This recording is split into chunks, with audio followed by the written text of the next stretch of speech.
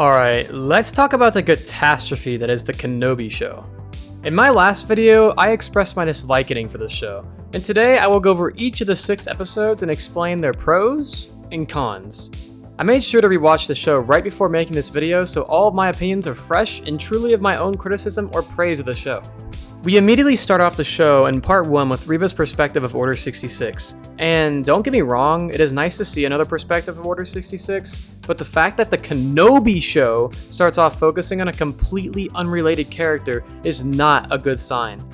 I love the Inquisitor music that plays when we see their ship, the Inquisitor Scythe, but I do not love how terrible and inaccurate the Grand Inquisitor looks. I don't get why they couldn't accurately portray the Grand Inquisitor. They were able to properly costume Nuda Pound in Revenge of the Sith, and technology has advanced a lot since then, so why couldn't we do a better job here? At least the fifth brother looks good and accurate. It is pretty wild that Obi-Wan doesn't show up in his own show until 12 minutes in. At this point, the show might as well be called the Reva show. Obi-Wan is so pessimistic and scared at the beginning of this show, basically the same as Luke Skywalker in The Last Jedi. Why is it that Disney loves taking great characters everyone likes and turning them into scared baby men, just to redevelop them back to where they already were before they regressed their characters? It doesn't make sense for Luke, and it definitely doesn't make sense for Obi-Wan in this show. Alderaan looks good in this show, and Leia's actress was an amazing choice. But you know what wasn't amazing? How Leia was able to outrun 3 grown men in the woods. This whole scene was stupid, especially with that stupid shaky camera. I think that shaky camera is by far one of the worst aspects of this show, and it is in basically every scene. Does the cameraman have Parkinson's disease or something? This might be one of the worst cinematography choices I have ever seen. Obi-Wan deciding to leave Tatooine to rescue Leia makes no sense for his character because his duty is to specifically watch over Luke, and leaving him vulnerable on Tatooine for as long as he does should not have happened. It does sort of contextualize how Leia knows who Obi-Wan is in A New Hope, but I always felt like Bail Organa was the one who told her about Obi-Wan, which is why she only describes him as someone who served her father in the Clone Wars. Like seriously, you'd think that Leia would recall all the traumatizing things she had to go through during the show, but she just doesn't seem to remember any of that later on. Obi-Wan initially decides not to leave Tatooine, but it is for the wrong reasons. He is scared to confront his fear of failure and has lost the confidence that he previously had in the prequels. Obi-Wan decides to go because he thinks that he can redeem himself by saving Leia, but he doesn't need to be redeemed. His redemption is to eventually train Luke to become a Jedi, and later on Luke redeems Vader, which in turn redeems Obi-Wan. Like, I get thinking that Obi-Wan needs some sort of character development in this show, but he has already been developed. All they are doing is making him a coward so in the finale he can be back to normal again to fit their whack story arc. Lastly in this episode, we find out that Reva knows that Darth Vader is Anakin Skywalker, and she knows that Leia is also his daughter. I can understand her knowing that Vader is Anakin, but how the hell did she know that Leia is his daughter? Since she knows such critical information about the future of the galaxy, there's no way she can stay alive after the show, right? Right? In part 2, Kenobi goes to this planet called Daiyu, and I think the scenery of this planet is nice, and it really gives off a similar vibe to the Coruscant underlevels. They really do a good job at making this planet feel like a Star Wars planet with all the different species of aliens and stormtroopers walking around. I appreciated the moment where Obi-Wan gives some money to the homeless 501st Trooper who was begging for money. It shows that Obi-Wan still has respect for the clones who fought beside him during the war, even after they tried to kill him. Obi-Wan has experience with the criminal underworld, especially after the whole arc in the Clone Wars when he impersonates Reiko Hardin, so his ability to navigate Daiyu and find Leia so easily fits so well with his character. Obi-Wan is also able to fight off the criminals without his lightsaber, which also makes sense for his character since he has had so much experience fighting. It is a wholesome scene when Obi-Wan tells Leia that she reminds him of Padme. Even though Obi-Wan was never supposed to leave Tatooine, scenes like this definitely help pad some of the damage this show has done. I like the way they have Obi-Wan find out that Anakin is still alive, but I think only finding out 10 whole years after the duel in Mustafar is a bit whack. I like it better how Obi-Wan overhears about Vader in a cantina on Tatooine, which was how he originally found out before they retconned it in this show. And getting to the negatives of this episode, which there wasn't that much for me surprisingly, Obi-Wan is so disconnected from the Force and has to reopen to the Force in order to save Leia. Why did Obi-Wan need to be separated from the Force anyways? Wasn't his goal to commune with Qui-Gon and stay powerful to protect Luke? I know they did this to redevelop his character in this show, but restating my point, it never needed to be redeveloped. How is Reva able to figure out that Anakin Skywalker is Darth Vader? She was stabbed by Anakin, so she knows who he is, but almost nobody knew he survived Order 66. The show never explains this, and they force Reva to be this major adversary for everyone. How is Reva able to take out the Grand Inquisitor so easily? Was he just toying with her to test her loyalty or something? He should have just killed her there for stepping out of line. And folks, we have yet another instance in modern day Star Wars of someone getting stabbed and surviving. Lightsabers ain't no more. Part 3 starts strong, giving us another look at Vader's castle, which is always nice to see. Then we switch to Obi-Wan and Leia, who are now on where is this, Arizona or something? They're on actually a planet called Mapuzo, which is an Imperial mining planet, but this planet lacks any substance, and does not give off any type of Star Wars vibe, unlike the last planet they were just on. Obi-Wan has a Force vision and sees Anakin in his Jedi robes in the distance. This is a nice scene and shows how Obi-Wan is still in shock after finding out Anakin is still out there. We see the Fortress Inquisitorius for the first time in live action. This is cool because this is a place that we've only previously seen in the game Jedi Fallen Order. Reva is so close to being the next Grand Inquisitor, but we will later see that this is all a setup for Reva. The question I have about this is, why did they even need to toy around with Reva like this? Why couldn't they just offer her something? Vader clearly has a hunch that Reva is planning on betraying him, so why does he need to do all this? Back on Mapuzo, Obi-Wan and Leia arrive at a nearby Imperial checkpoint, and they have to fight the stormtroopers there. One of the stormtroopers gets sliced in half by the laser gate, which was brutal to say the least. It is crazy how a laser gate does more damage to a stormtrooper than a lightsaber. In the town, Kenobi is taken into a hideout, and Obi-Wan sees Quinlan Voss's name on the wall, meaning he is probably alive out there in the universe somewhere. Do you guys think we will see Quinlan Voss in the future? What do you think he's doing out there? Let me know what you think in the comments. The Inquisitors are able to find out that Kenobi is in the town with the probe droid, and Vader soon arrives. I love how brutal Vader is when he is walking down the town. Bro literally snaps some dude's neck just because he looks at him wrong. Obi-Wan decides to confront him, but he gets too scared and keeps running away from Vader. This is the same Obi-Wan, by the way, who fought Darth Maul and Savage Opress at the same time, Count Dooku, General Grievous, and Ventress, but he's too scared to fight Vader. He eventually starts fighting Vader, but he gets absolutely dominated and almost gets burned to death. It was cool seeing Vader burn Obi-Wan to simulate some of the pain he went through in Mustafar. The Imperial officer lady who was helping Obi-Wan, Tala, ignites the fire even more, and Vader just lets Obi-Wan leave while the stormtroopers miss every single shot. FYI, Vader has a fireproof suit and he could easily walk through or around the fire to make sure Obi-Wan doesn't escape. But he just stands there and watches him get rescued. They definitely could have wrote this sequence of events better.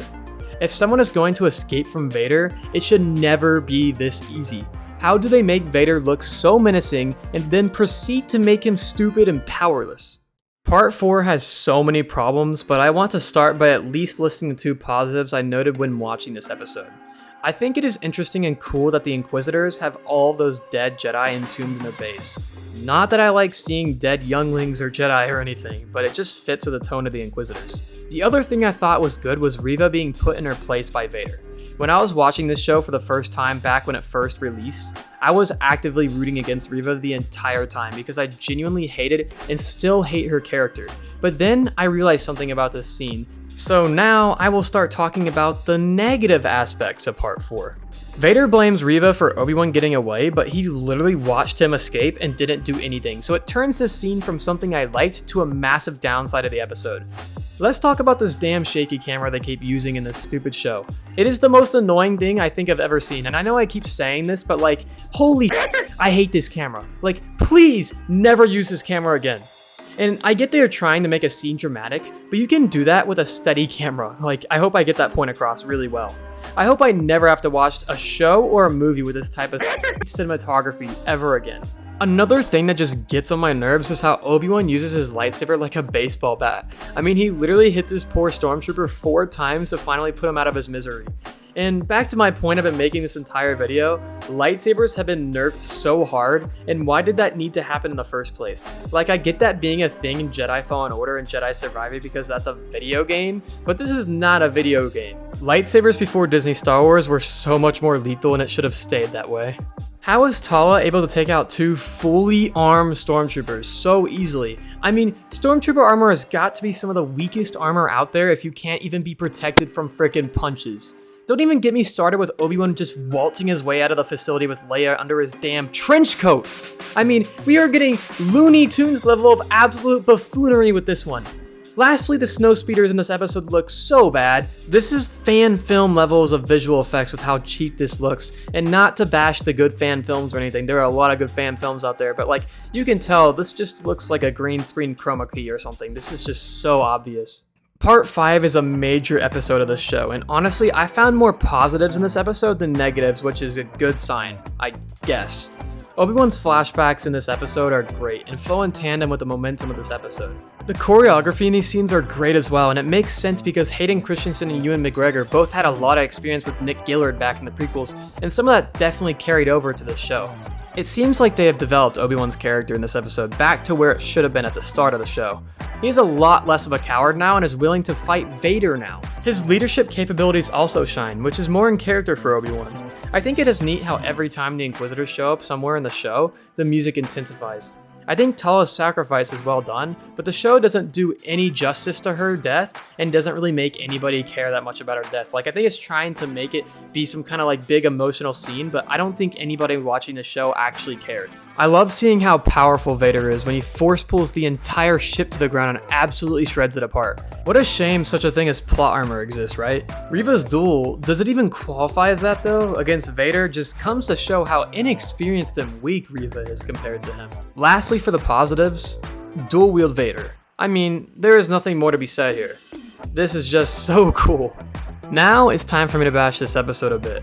First off, Anakin is not de-aged well in the flashback scenes at all. And neither is Obi-Wan, honestly. Basically, they both look far from what their age was in episode 2, Attack of the Clones. It is kinda dumb that Obi-Wan gives all of his valuables to Haja of all people, and he ends up losing the comlink that has super galaxy-changing information on it. Reva is miraculously able to survive being stabbed by Vader for the second time. I mean, it makes more sense now because she is aligned with the dark side, and dark side users are sometimes able to survive what would be fatal injuries for any other person. Also, Reva is able to find Obi-Wan's comlink that Haja, of course, lost, and she figures out that Luke, Anakin's son, is on Tatooine. We know that this entire time, Reva has been trying to do anything to get back at Anakin for what he did during Order 66, so this is kind of bad news for Luke Skywalker. And here we are, Part 6. The finale of the show. The duel is well choreographed, and the acting between Ewan McGregor and Hayden Christensen is masterclass. I love how they infuse Hayden's voice with James Earl Jones' voice when Vader's mask gets sliced in half. Yep, that's basically all the positives of this episode, and now I want to start talking about what I hated. The constant switching to show Reva when the duel starts heating up just gets so annoying. Yes! Yes! Yes! Yes! Yes! Yes! Yes! No! No! No! Reva visiting Luke on Tatooine is a major continuity issue because Luke never knows that Jedi and Sith exist until Obi-Wan tells him in A New Hope. Like I said a second ago, the scenes with Reva on Tatooine interrupting the Obi-Wan and Vader fight hurts its momentum so much. Reva should not have been left alive with all that knowledge of Anakin's identity, his children, and Obi-Wan's location. That is information that could change the fate of the whole Star Wars galaxy, and at the end of the show, she just leaves, and we literally never hear about her ever again. Seeing Qui-Gon return is nice, but it does not align with canon at all. Qui-Gon never learned how to manifest his body through the Force in time like Yoda and Obi-Wan do. He is only present through his voice. I still think this was a great scene, but it just doesn't make sense. It's flat out fan service, honestly, and I feel like it only exists to give the fans a consolation prize after all the damage it has done to the franchise. And for my last complaint, Obi-Wan seriously lets Vader live after all the f***ed up things he has done, and he will continue to kill thousands of people, and it is literally all Obi-Wan's fault. Alright guys, that's all I got for y'all this time. I want to shout out everyone who watched, liked, and commented on my last video. Y'all blew my expectations for that video out of the water, and I am so happy that it was so well received. I want to keep making videos like this, and if y'all have any ideas for a future video, let me know down in the comment section. Please consider liking this video and subscribing as well. And this is Narfboy, saying bye. Bye!